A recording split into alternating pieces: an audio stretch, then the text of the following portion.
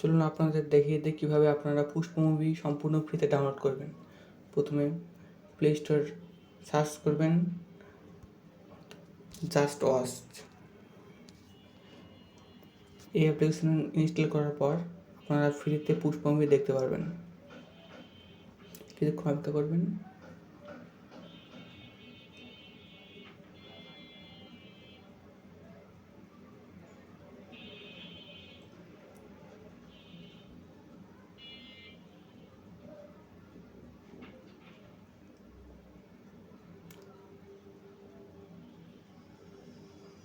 তারপর ওপেন অপশনে ক্লিক করবেন।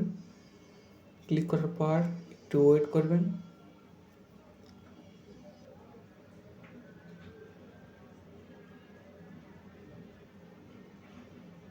তারপর নেক্সট, তারপর ডান।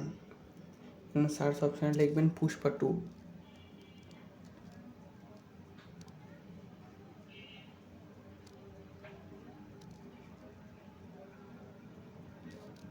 পুষ্পা 2 এই প্রথমটাতে ক্লিক করবেন। নিচে স্ক্রল করে আসবেন, দেখবেন প্লে ওয়ান টিভি, এটাতে ক্লিক করবেন।